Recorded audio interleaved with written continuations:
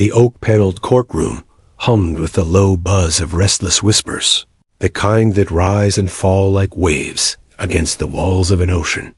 Morning sunlight filtered through tall windows, spilling golden light onto polished wooden benches lined with strangers, neighbors, reporters, and curious onlookers who had squeezed themselves in to watch a custody trial that had gripped the town for weeks.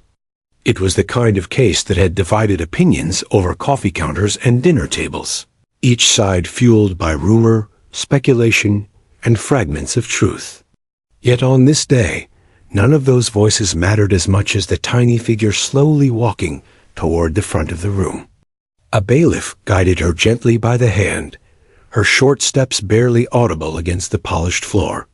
She was only 3 years old, dressed in a simple pink dress with a frilly hem that brushed against her knees. In one hand she clutched a stuffed bunny whose ears dangled, worn soft from being held too often. Her hair, the color of autumn leaves, was tied into uneven pigtails that seemed to wobble as she walked. She looked far too small, far too delicate, to be asked to play a part in something so heavy and complicated. The spectators leaned forward instinctively, their eyes narrowing as if proximity alone would help them understand the scene. What could a child this young possibly say? What could she know? At the bench, the judge straightened his robes and peered down. He had seen hardened criminals tremble, liars unravel, and grieving families weep within these walls. Yet he had never felt quite the same tension that now filled the room as this toddler was helped into a wooden chair that seemed to swallow her whole. Her legs dangled freely, swinging back and forth, unable to touch the ground. She hugged the bunny closer, her wide eyes scanning the sea of strangers before settling, briefly, on the two most familiar faces in the room, her parents. On the left sat her father, his jaw tight, his knuckles white as he clasped his hands together on the table. On the right sat her mother, eyes rimmed red, tissues piled in front of her like tiny white flags of surrender. Between them stretched the chasm of accusation, neglect, mistrust, and fear. Neither spoke, but both stared at their daughter as if she were the key that could unlock a future either of them desperately wanted. The attorneys shuffled papers, cleared throats, and adjusted ties, pretending to be calm while secretly anxious about what the little girl might reveal. They knew the power of testimony, but they also knew the risks. A child so young might say nothing, or worse, say something that unraveled carefully built arguments.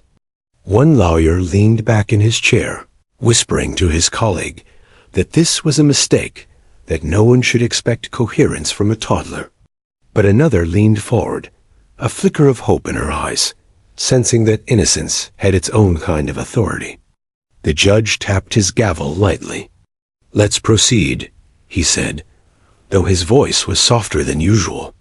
Perhaps he, too, recognized the fragility of the moment. All eyes shifted back to the girl. She wriggled slightly in her oversized chair, clutching the bunny tighter, as if it alone could protect her from the weight of the room. Her lips parted, but no words came. Instead, she stared down at the polished table in front of her, mesmerized by the reflection of the overhead lights. For a moment, she seemed lost in her own world, a place where trials and judges and verdicts did not exist, where her greatest concern was whether her bunny's ear would ever stop drooping. But the silence she carried with her was powerful. It grew thick, wrapping itself around the room, until even the creak of a chair seemed disrespectful. People leaned forward, hardly daring to breathe. There was something magnetic about the way such a small child could command such vast attention without saying a single word. The bailiff, sensing her hesitation, crouched beside her chair and whispered something only she could hear. She nodded slightly, then looked up, her gaze darting first to her father, then to her mother. It was not the gaze of confusion, but of recognition, as if she were measuring something invisible between them. Her tiny finger lifted slowly, first pointing toward her father.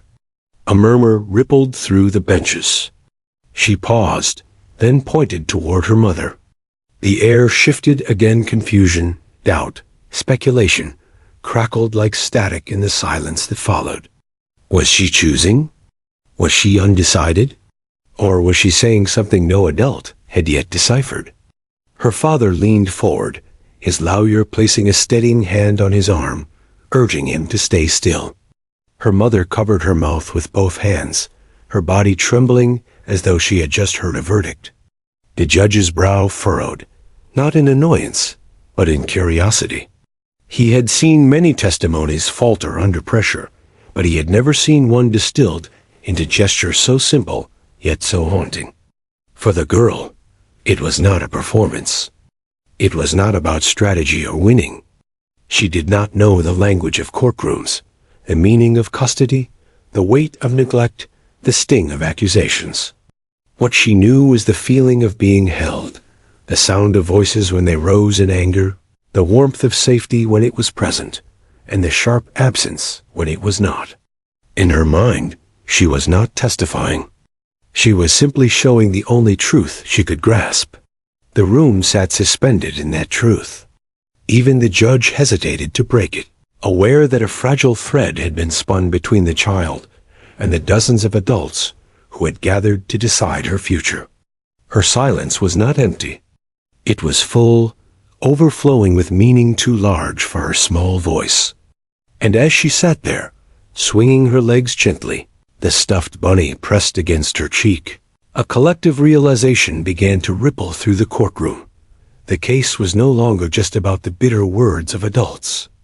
It was about her, about what she needed, what she deserved, and what she, against all odds, might yet find the courage to say. The air thickened again, not with whispers this time, but with anticipation. Somewhere in the sea of faces, someone exhaled sharply, a sound echoing like a gunshot in the quiet. The little girl lifted her head, her eyes brighter now, as though she could feel the weight of the moment pressing on her tiny shoulders. And though she had not yet spoken, she had already begun to unravel the walls of certainty built so carefully by the adults around her. In that silence, in that stillness, the unlikely witness had already taken hold of the room. The silence of the little girl's gestures lingered long after her small hand lowered. The courtroom felt suspended in that moment, as though her pointing had unsettled the carefully constructed rhythm of the trial. Lawyers who had been rehearsing closing statements in their minds now shuffled papers aimlessly.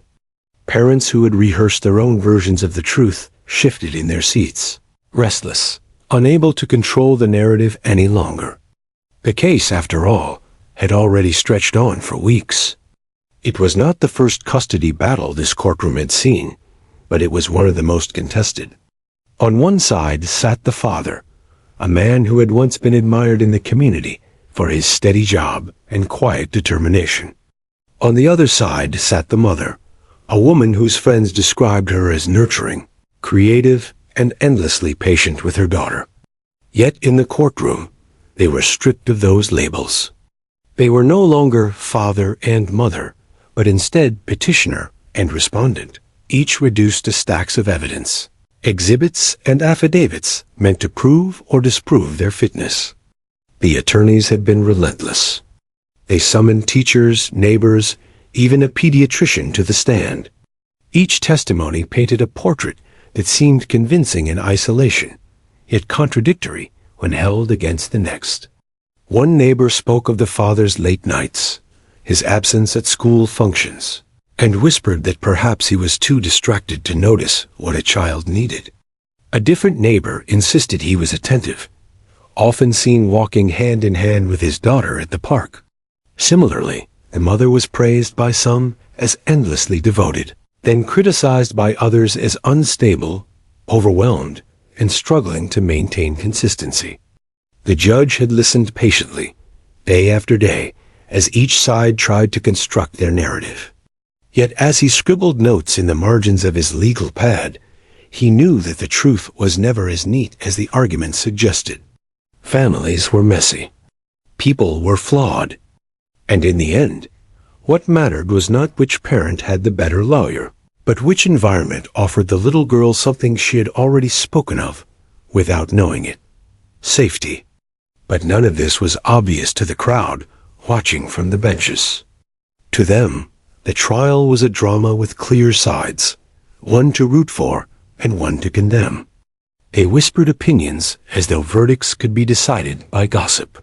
When the father shifted uncomfortably in his chair, some took it as guilt. When the mother dabbed at her eyes, some muttered it was manipulation. Yet behind the legal jargon and the emotional theatrics, there remained a child whose needs were too simple to be captured in the adults' arguments.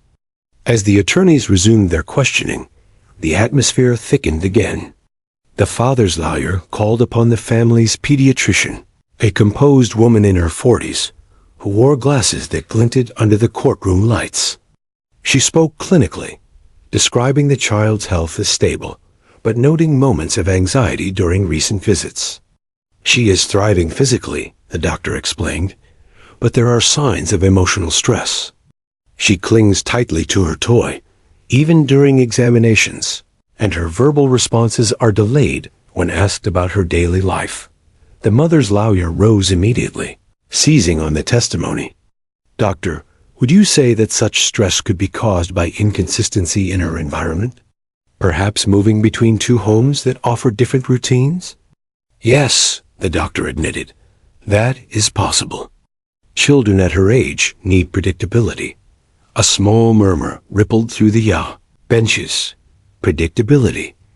It was a word that seemed simple, but in this courtroom, it became a weapon.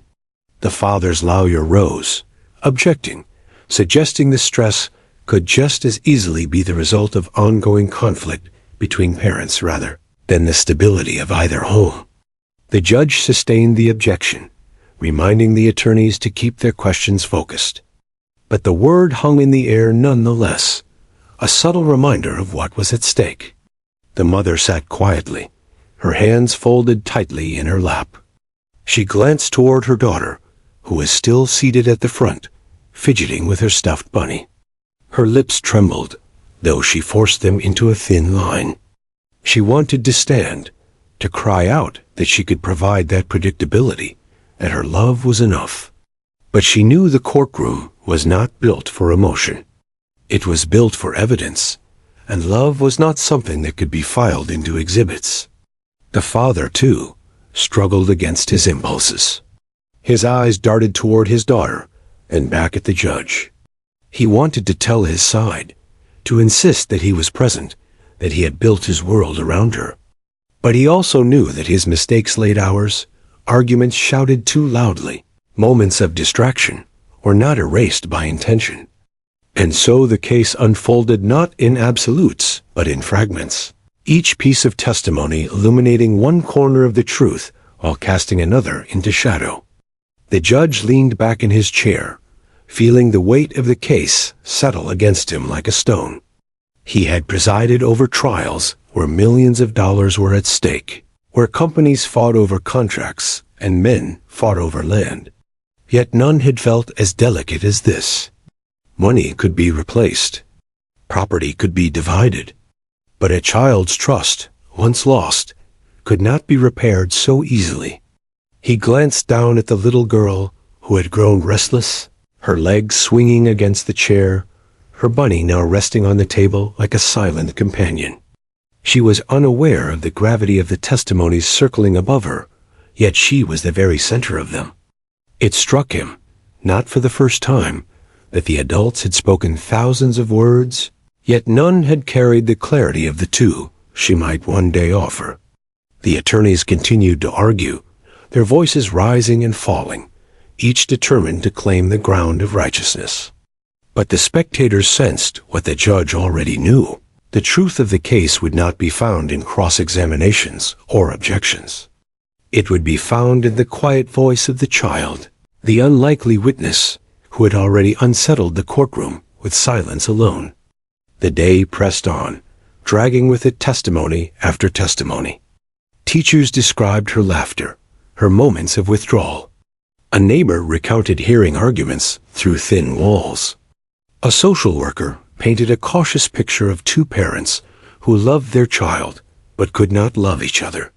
Each story added another layer to the already complex tapestry of the case. Yet still, the central question remained unanswered. Who could make her feel safe? And though no one dared to say it aloud, the unspoken truth rippled beneath the surface of every word. It might not be the attorneys, the parents, or even the judge who would answer that. It might be the little girl herself. The question was simple. Too simple, some thought. Who takes care of you best? The lawyer had asked, his voice unusually soft, as though coaxing truth from a flower bud. But the little girl said nothing. Instead, she froze. Her stuffed bunny, which had been swinging lazily in her lap, was suddenly crushed against her chest with both hands. Her eyes widened as though the world had grown too large, too loud, too overwhelming to face. She tilted her head down, her gaze fixed on the table's surface, where the faint sheen of the overhead lights reflected back at her like tiny stars. Seconds passed, but they stretched into something far heavier than time. The silence became a living thing, curling through the air, tightening its grip around the adults who sat watching. Some shifted uncomfortably, clearing their throats or crossing their arms. Others leaned forward, as though leaning closer might help them pry words from her lips. Then her hand rose, small, hesitant, trembling. She lifted her finger and pointed not toward her toy, not toward the table, but across the room, toward her father. The gesture was simple, almost casual, but it struck the courtroom like a thunderclap. A murmur rippled through the benches as spectators exchanged quick glances. The father's lawyer straightened in his seat, his pen poised mid-note, his expression unreadable, but his chest rising as if he had just been handed the advantage. The father himself leaned forward, his eyes softening, a flicker of relief flashing across his face. But before anyone could breathe, her hand shifted. Slowly, deliberately, she turned and pointed again, this time toward her mother. The gasp that followed was quieter, but deeper, weighted with confusion. The mother pressed both hands to her lips, her shoulders shaking as though caught between heartbreak and hope. Her lawyer scribbled furiously on her notepad, though her eyes never left the child. What did it mean? Was she torn? Was she afraid to choose? Or was her simple act of pointing away, of saying what words could not, that her love, her need, stretched toward both of them? The silence that followed was not empty. It was thick with questions no one dared ask aloud. The attorneys exchanged looks, some smug, some baffled. Reporters in the gallery scribbled shorthand notes they would later struggle to frame into headlines. And the judge sat motionless, his eyes narrowed, his hand resting near his gavel, but unwilling to strike it. He sensed, as did everyone else, that something delicate had unfolded, something fragile, not to be shattered by the noise of formality. The little girl, unaware of the storm she had unleashed, lowered her hand and hugged her bunny again. Her legs swung beneath the oversized chair, back and forth, as though she were sitting in her living room, and not in a courtroom filled with strangers holding her future in their hands. Her innocence made the silence harder to bear. The father's lawyer rose, seizing the moment. "Your Honor," he began, voice steady but eager. "It seems clear the child recognizes her father's role." "Objection," the mother's lawyer snapped before he could finish. "That's an interpretation, not evidence." She also pointed to her mother. "Overruled," the judge said quietly, not because he agreed with either, but because he would allow no argument over what had just happened. He did not want their voices to trample the truth of her silence. The father sat back, his jaw tightening once more. The mother dabbed at her eyes, her breath coming in short, shallow bursts. And in between them, their daughter swung her legs, tracing invisible patterns in the air. The spectators felt the weight of it all, pressing against them. Many had come expecting fireworks, angry outbursts, shocking revelations, dramatic evidence. Instead, they found themselves captivated by the quietest testimony of all. A child too young to speak her mind, yet old enough to reveal her heart in a gesture. Somewhere in the back row, a woman whispered, "She loves them both."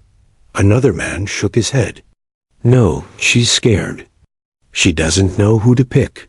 The whisper swelled, then quickly died when the judge's gaze swept the room like a stern wind. Silence returned, heavier than before. For the little girl, the moment had passed. Her attention wandered. She traced the edge of her bunny's ear between her fingers, pressing it against her cheek for comfort. She glanced at the ceiling lights, then at her shoes, her mind drifting as only a child's could. She did not know that her silence had unsettled the courtroom more than any testimony given by adults. She did not know that her simple pointing had raised more questions than weeks of evidence. The judge finally leaned forward, breaking the stillness. "Let the record reflect," he said carefully, that the child gestured toward both parents. His pen scratched the words into the official ledger, capturing forever what had been only a fleeting act. He paused, then added softly, "No further interpretation will be made at this time." The lawyers nodded reluctantly, though the tension in their shoulders betrayed their frustration. They wanted clarity. They wanted certainty. But certainty was not what the little girl had given them. Instead, she had offered something far more complicated. Truth without explanation, honesty without translation. And so the silence lingered, even as the proceedings moved forward. Each new question from the attorneys seemed paler, less important, when compared to the memory of her tiny hand pointing first one way, then the other. The spectators leaned back, still whispering among themselves, unable to let go of what they had witnessed. For the girl, silence was not emptiness. It was her language. It was the only way she knew how to tell them that her heart was split, that her world was not a courtroom with sides, but a home that had been broken in two. And though no one could yet see it, her silence was not the end of her testimony. It was the beginning. The judge had been on the bench long enough to recognize the signs. He had seen witnesses falter, grown men break down, and hardened criminals refuse to speak. But watching the 3-year-old girl shrink into herself, clutching her stuffed bunny as though it were her lifeline, stirred something deeper, something protective. He adjusted his glasses and leaned forward. His tone softened, warmer than it had been all trial. "It's okay, sweetheart," he said gently, his voice carrying not the authority of a judge, but the kindness of a grandfather. "You don't have to be afraid. No one here is going to hurt you." The little girl peeked up at him, her eyes round and searching. For a fleeting moment, it seemed as if she might say something, but then she quickly buried her face in the worn fur of her bunny. Her shoulders rose and fell with a tiny sigh. A murmur rippled through the room. Some pitied her. Others rolled their eyes, dismissing the attempt as a waste of time. To many, a toddler could not possibly understand the gravity of a courtroom or the significance of her role in it. But the judge knew better. Children understood more than they could say. They saw what adults tried to hide. He leaned back slightly, giving her space. "Would you like to tell us anything?" he asked, still calm, still gentle. The silence that followed was heavy. Lawyers fidgeted with their pens, shuffling papers to disguise their impatience.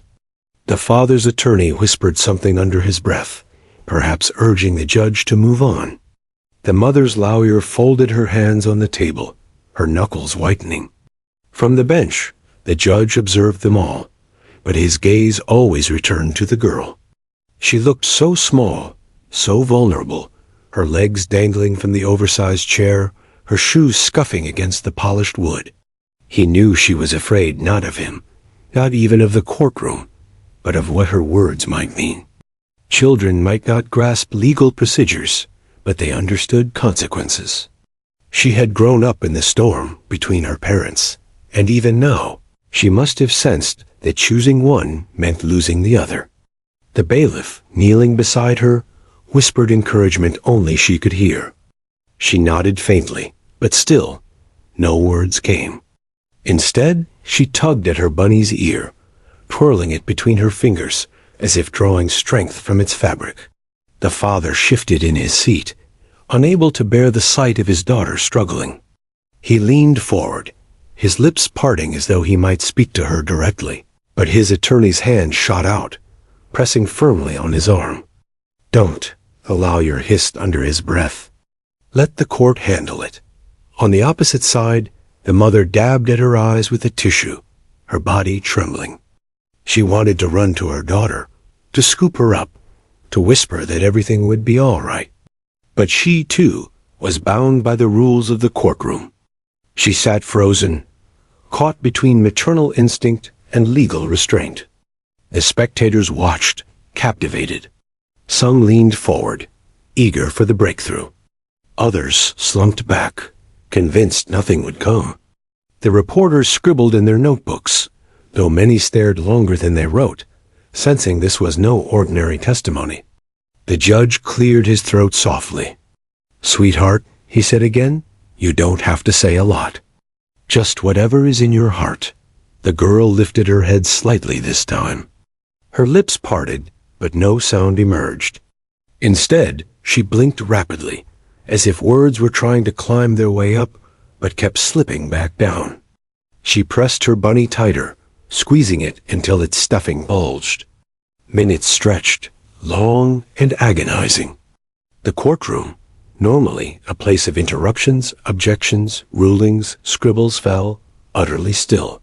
The silence was so complete that the faint tick of the courtroom clock echoed through the air like a drumbeat.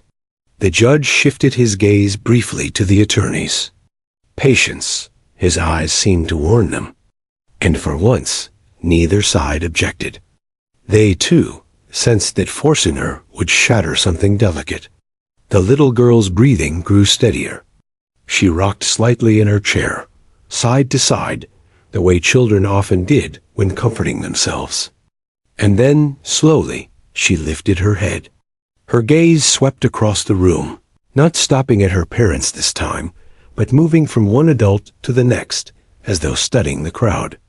Her small face was solemn, older than her years, her eyes heavy with a kind of knowing that unsettled everyone watching. The judge offered her a small smile, the kind that softened the hard edges of the courtroom. "You're very brave," he told her. "You don't have to be afraid to tell us what you're feeling." Her lips quivered. She opened her mouth once more. A faint sound escaped, half a whisper, half a sigh, but still not quite words. The audience leaned forward collectively, breaths caught, as though leaning might carry her voice further. But again, she pressed her bunny to her face, muffling herself into silence. Frustration rippled among the attorneys. One of them shifted noisily, letting his chair scrape against the floor. The sound startled her, and she flinched. The judge shot the lawyer a sharp look, a warning without words. The lawyer stilled immediately. The mother covered her mouth, her shoulders trembling. The father lowered his eyes, unable to bear the sight of his daughter's struggle. Even the bailiff looked stricken, torn between wanting to protect her and fulfilling his duty. And still, the judge waited. His patience was not the weary patience of bureaucracy, but the tender patience of someone who understood children. He knew her silence was not refusal, but preparation. He knew the moment was not about him, not about the lawyers, not even about the parents. It was about her courage, her voice, her truth. The spectators shifted restlessly, but none dared to speak. They sensed they were witnessing something fragile, something rare. The silence no longer felt like emptiness. It felt like anticipation, a gathering storm waiting to break. The little girl raised her head once more. Her eyes glistened with something that was not quite tears, but not quite calm either. She looked at the judge, then at the sea of strangers, and finally at her parents. Her gaze lingered there, moving back and forth between them, as though the entire weight of the trial pressed against her tiny chest. And then she inhaled deeply, clutching her bunny one last time as if drawing strength from it. The room held its breath. No one spoke. No one moved. The encouragement had been given. Now it was up to her. The air in the courtroom seemed to thicken, as though invisible hands were pressing down on every chest. No one moved. No one dared. All eyes fixed on the little girl, perched so precariously in her oversized chair, clutching her stuffed bunny with a grip that suggested it was the only anchor she had left in a storm too large for her. For days, the courtroom had been filled with noise lawyers arguing, parents accusing, witnesses testifying. Yet in this moment, it was silence that dominated. A kind of silence that felt alive, that seemed to breathe and grow heavier with every passing second. The girl's small chin trembled. Her lips parted once, then closed again. A soundless attempt. A false start. Her gaze wandered, darting from the judge to the lawyers, from the strangers packed into the benches to the two familiar faces seated far apart on opposite sides of the room. She looked first at her father, who tried to hold her eyes but faltered, his jaw tightening in fear of what she might say. Then at her mother, who leaned forward slightly, her hands folded, her entire being trembling with equal parts dread and hope. The pause stretched on, longer than anyone thought possible. Each tick of the courtroom clock echoed like thunder. Even the faint rustle of paper or the creak of a wooden bench seemed sacrilegious, too loud for the sacred stillness that had taken root. The judge leaned back, resisting the urge to speak again. He knew this moment could not be coaxed or hurried. It was hers. Hers alone. The little girl's breathing quickened. She shifted in her seat, her legs swinging nervously, toes brushing the chair's wooden edge. She pressed the bunny against her chest so tightly that its button eye pressed into her skin. Then she lowered it, smoothing its frayed ear as though calming the toy before calming herself. The bailiff, kneeling discreetly beside her, said nothing now. His earlier encouragement had been met with silence, and he knew better than to push further.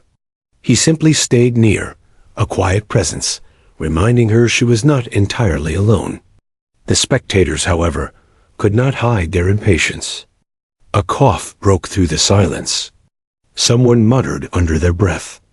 A pen rolled across the floor, clattering louder than it should have. Each sound was met with sharp glares, but the tension was too much for some to contain. This trial had already stretched the town's nerves thin, and now they were being asked to sit still while a toddler decided whether or not to speak. The mother's lawyer leaned toward her client, whispering something that made the woman nod faintly. The father's lawyer scribbled a note on his pad, sliding it toward him, but the man didn't look. His eyes remained locked on his daughter, his face betraying none of the strategies his attorney had spent weeks building. In that moment, he was not a client. He was a father, waiting on his child. The judge tapped his pen lightly against the desk, a sound barely audible yet grounding. He scanned the room with a look that reminded everyone to remain still, remain quiet, remain present. The little girl shifted again. This time, she sat taller in the chair. Her hands still trembled, but her posture changed, her shoulders squaring ever so slightly. She looked at her bunny once more, then set it down carefully on the table in front of her. It was an action so small that most might have overlooked it, but to her, it was monumental. She was letting go of her shield. Her eyes lifted, scanning the crowd. The weight of so many stares pressed against her, but she didn't look away. She studied them lawyers with sharp suits and sharper tongues, strangers scribbling notes, her parents whose love had turned into weapons, wielded against each other. For the first time, she seemed to see them all not as adults, but as people who were waiting on her. The pause deepened. It was no longer hesitation. It was transformation. Something shifted in her gaze. Where moments before there had been only fear, now there was something else, resolve, fragile but unmistakable. The judge noticed it first. His eyes softened, his pen stilled, and he leaned forward just slightly, careful not to break the moment.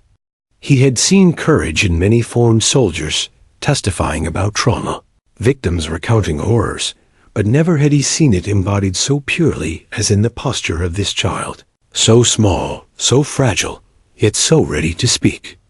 The girl's lips parted again.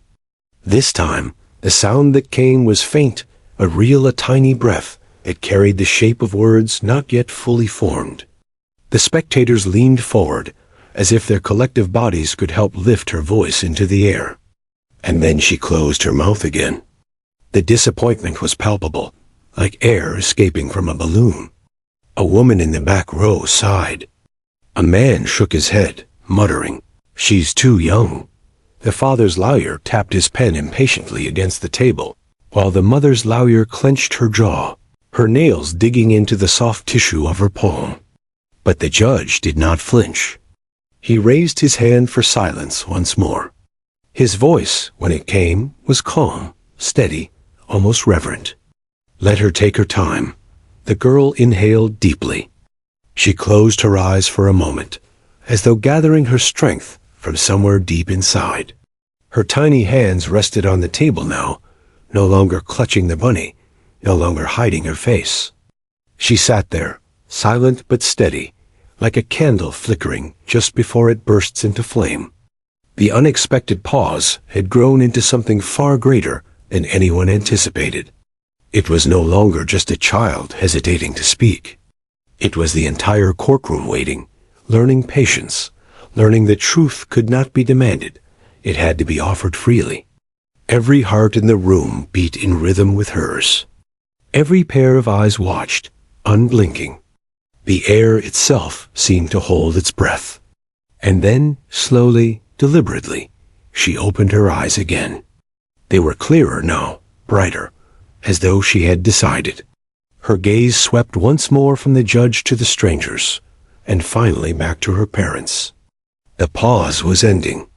The storm was about to break. The silence had stretched so far, it felt like the whole building was holding its breath. The courtroom, usually alive with argument and interruption, had become a sanctuary of stillness, each tick of the clock echoing louder than gavel strikes. The little girl sat with her stuffed bunny resting limply on the table, her tiny hands folded in front of her. Her eyes, once darting nervously, now held a strange steadiness. It was as though something inside her had shifted. She had paused long enough. The moment she had been circling, hesitant and trembling, was finally here. The judge leaned forward slightly. His voice was gentle, but this time he did not ask a question. He simply waited, giving her the space to decide. The little girl's lips parted. A faint tremor ran through them, but she didn't hide. She drew in a breath, shaky but deep, and then she spoke. 2 words. Soft, fragile, yet clear enough that every ear caught them. Stop fighting. The words floated into the air, so small they might have been lost, but instead they landed heavy, striking the room with a force no one could have predicted. Her voice was not sharp. It was not angry. It was weary, carrying the weight of a child who had watched too much, endured too much, felt too much. For a 3-year-old, the phrase was heartbreakingly simple. And yet, in that simplicity, there was a truth so raw that it pierced through the armor of every adult in the room. Gasps erupted. A woman in the gallery pressed her hand to her chest. A man whispered, "My God." Even the reporters, quick to capture every detail, froze with pens hovering above their notepads. For once, words seemed inadequate. The mother covered her mouth, tears streaming down her cheeks. She shook her head slowly, as though she had just been struck with a revelation both devastating and undeniable. The father lowered his gaze, his hand clenching into a fist before loosening again. His shoulders sagged, the fight draining from him in an instant. The lawyers sat in stunned silence. Their carefully crafted arguments, their strategies, their endless preparation, all undone by a child's two-word plea. Not legal, not procedural, not strategic. Just human. The judge's throat tightened.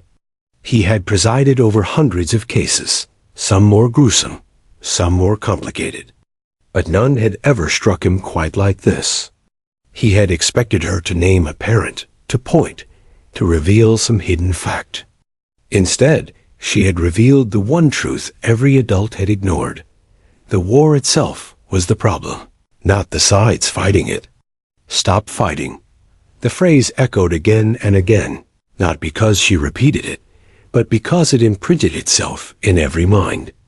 The bailiff, still crouched beside her, bowed his head for a moment, his jaw tightening as he blinked hard. He had thought he had seen it all in his years of service, but this pure, unguarded plea cut deeper than anything else. The little girl didn't cry. She didn't falter. Having spoken, she sat back in her chair, her shoulders dropping in quiet relief. She reached for her bunny again, hugging it close, her duty fulfilled. She had said what needed to be said, and that was enough. The silence that followed was deafening. It wasn't the silence of waiting anymore. It was the silence of reckoning. The judge finally cleared his throat. His voice was rougher than before, but he steadied it with effort. "Thank you, sweetheart," he said softly. "You've been very brave." The little girl gave a small nod, then buried her face in the bunny's fur, as if retreating into its safety, now that her task was done. Her mother wept openly, unable to contain herself any longer.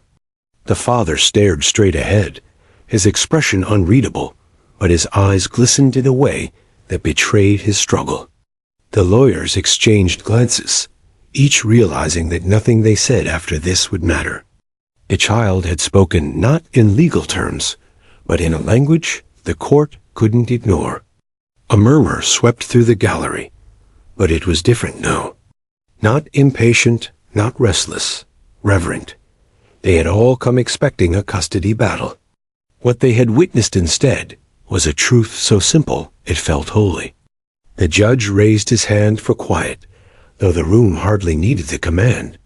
He looked down at the little girl, then at her parents. His voice, when he spoke, carried a new weight, heavier than rulings and verdicts. "This court," he said, "has heard two words more powerful than any testimony offered here so far. Words that remind us what this case is truly about."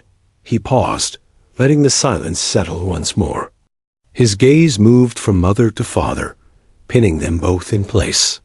"You are here because you've forgotten who matters most. She has reminded you." The parents could not look at each other. Their shame was palpable, woven into every line of their bodies. The little girl, unaware of the ripple she had unleashed, rocked gently in her chair, humming faintly to herself. The stuffed bunny rested against her cheek, its worn fur absorbing the weight of her small but monumental victory. "Stop fighting." The words lingered, like a verdict no one could overturn. The court reporter, who had been typing furiously all trial, let her hands rest still on the keys. She had captured the phrase verbatim, but she knew even her transcript could not capture the feeling. For once, the courtroom was united not in opinion, not in verdict, but in awe. The unexpected pause had ended. The storm had broken. And with just two small words, a child had accomplished what endless hours of argument had failed to achieve. She had brought truth into the room. No gavel strike, no legal order, no fiery closing statement could match it. Only her voice. The courtroom did not return to normal after the girl spoke. It couldn't. The words hung in the air, invisible but unshakable, like smoke after a fire. Stop fighting. Simple, final. They had no legal definition, no procedural weight. And yet they shifted the ground beneath every person who heard them. The judge sat quietly for a moment longer, staring at the child who now clutched her stuffed bunny and swayed gently, as though her job was finished. In a way, it was. She had delivered a truth that no lawyer could argue against, no parent could refute, no gavel could improve upon. The silence broke not with applause or shouts, but with the soft sound of tears. The mother wept openly, her shoulders trembling with every sob. The father sat rigid, fists resting on the table, his jaw tight. He wasn't crying, but his face betrayed a battle he could no longer win against himself. The lawyers shifted uncomfortably in their seats. Weeks of preparation, hours of combing through financial records, testimonies, character witnesses, all of it seemed suddenly meaningless. They looked at each other across the aisle. Two professionals who had been trained to fight, suddenly unsure if fighting was the right thing anymore. The judge cleared his throat, bringing the room's attention back to him. His voice was low but steady. The child has spoken. And though her words are not legal testimony, they are, in many ways, more important than anything else we've heard. He looked at the parents. You've turned this courtroom into a battlefield. But she has reminded us that the war you're waging has only one casualty: her childhood. The mother bowed her head. The father shifted uncomfortably, but did not speak. The judge leaned back in his chair, the weight of his robe suddenly heavier than usual. He knew this case would be remembered, not because of his ruling, but because of the tiny voice that had broken the noise with truth.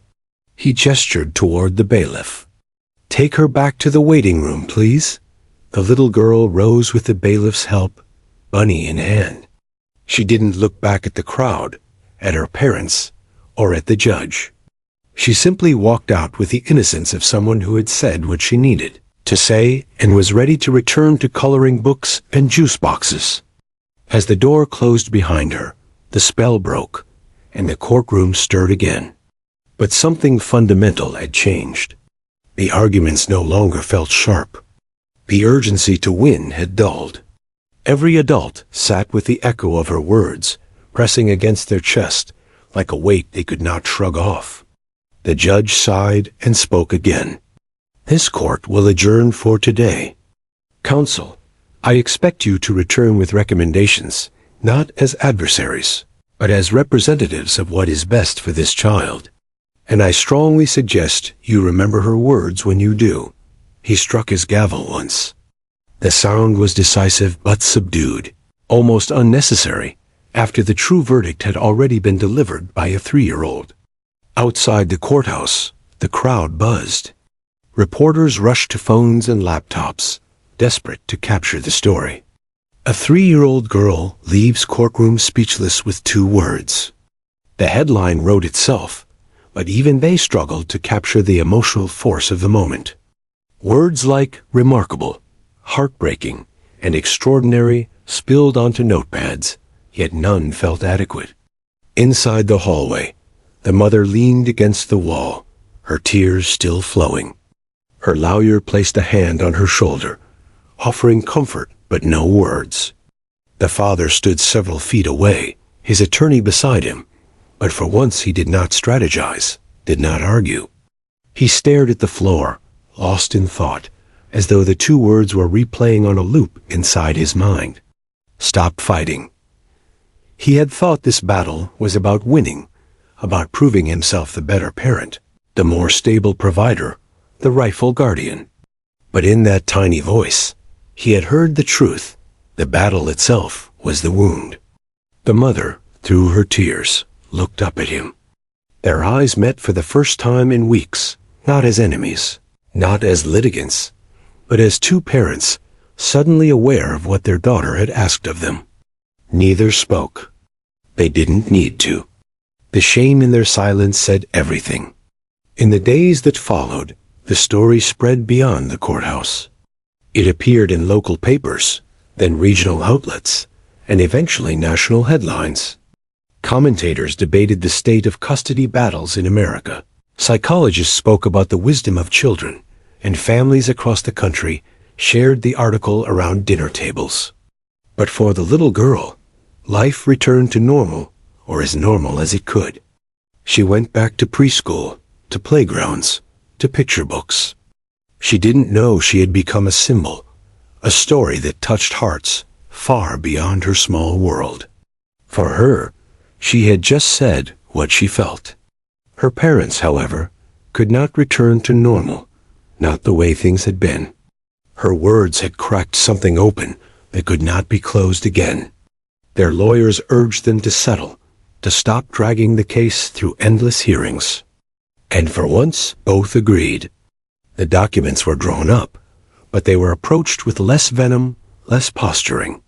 They were not perfect co-parents. Overnight resentment doesn't vanish with 2 words, but they had heard their daughter. And that mattered more than anything else. The judge, in the weeks after, found himself reflecting often. He had presided over countless cases, yet none haunted him quite like this one.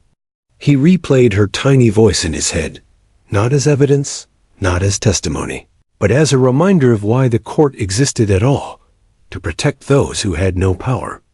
Even the bailiff, a man who prided himself on professionalism and detachment, admitted privately to colleagues that he'd gone home that night and hugged his kids a little tighter. The aftermath of her 2 words was not explosive but quiet, steady like ripples spreading across a lake long after a stone had been tossed.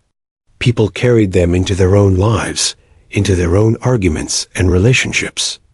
Parents fighting in kitchens lowered their voices, suddenly remembering the story of a little girl who asked for peace. Couples on the brink of divorce reconsidered how much of their war their children had absorbed.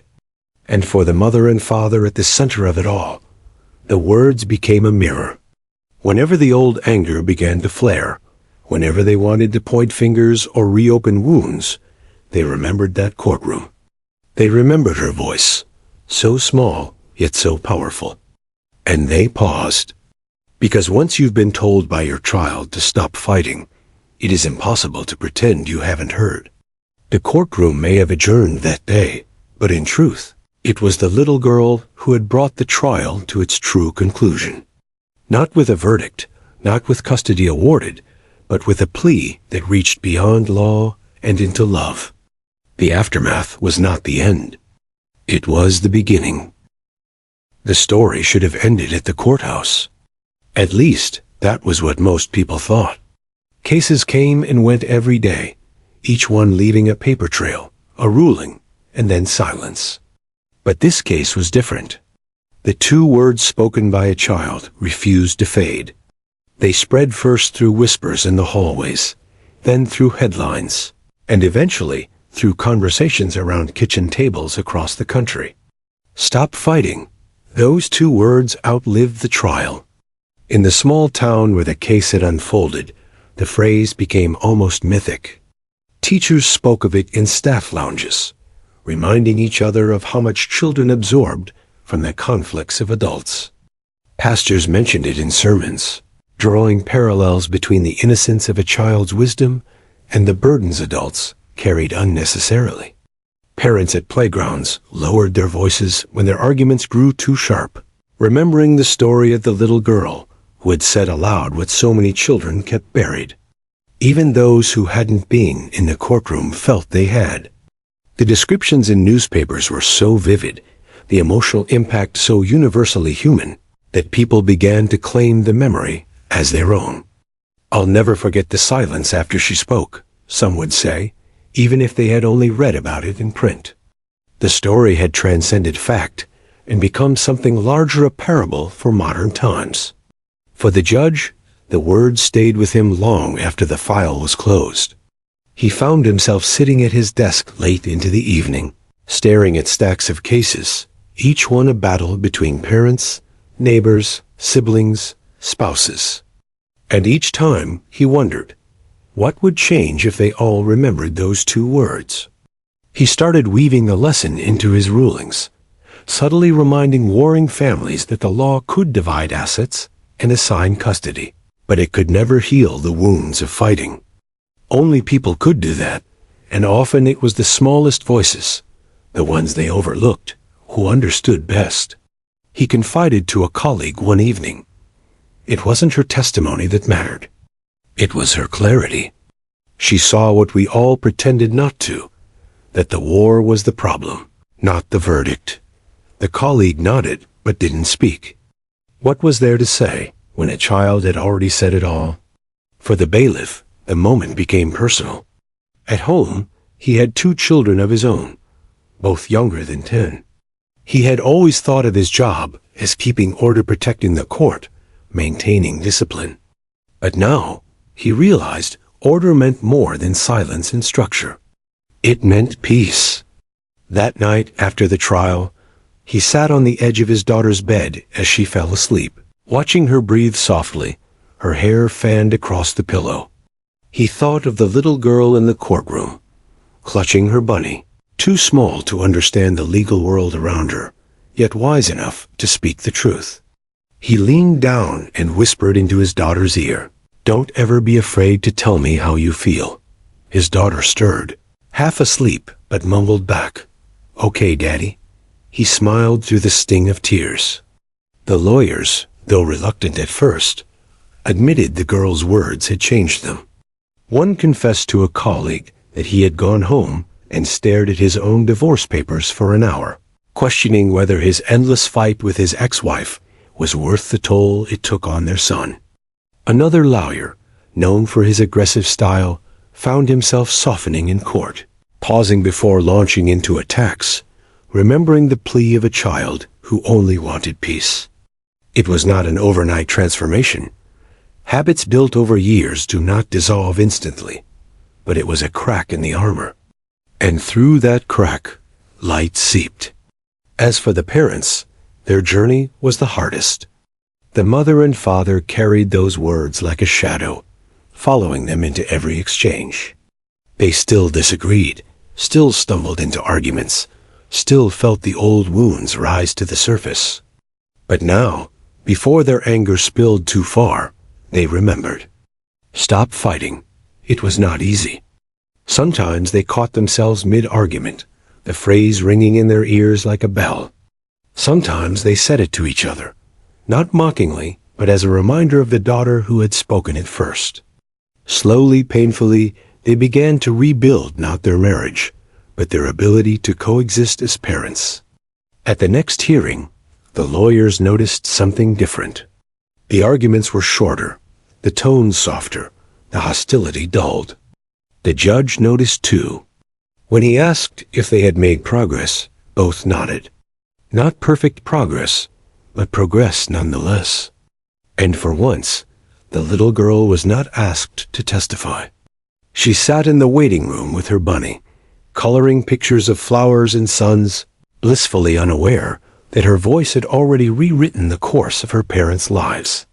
Beyond the town, the story grew legs. News outlets covered it with human interest angles. Television hosts replayed the phrase, discussing what it revealed about family, about law, about society. Social media buzzed with the clip of the courtroom sketch, the image of a tiny child clutching a toy in a room full of towering adults. Hashtags spread. Hashtag stop fighting, hashtag 2 words truth, hashtag voice of AC Hild. Parents began sharing stories of their own children's wisdom, of moments when the smallest voices had revealed the deepest truths. The story sparked debates on how custody battles should be handled, how children's voices should be considered not as pawns, but as central truths. Some dismissed it as sentimental. Others argued it was naive to build hope on the words of a toddler. But the majority parents, teachers, neighbors felt something stir inside them. Because whether in courtrooms or kitchens, in offices or playgrounds, everyone knew the weariness of fighting. And everyone recognized the courage it took to say enough. Years later, when the girl was older, she would not remember every detail of the trial. Memory is merciful that way. She would recall the large room, the strange robes, the rows of strangers watching. She would remember the bunny clutched against her chest. But most of all, she would remember the way the room went quiet after she spoke. She would not understand, until much later, why those 2 words mattered so much. But her parents would. Her community would. And strangers who had never met her would carry the lesson into their own lives. Stop fighting. 2 words. No more, no less. But enough to remind a weary world that peace, however fragile, often begins in the smallest voices. And sometimes it takes a child to teach adults what they should have known all along.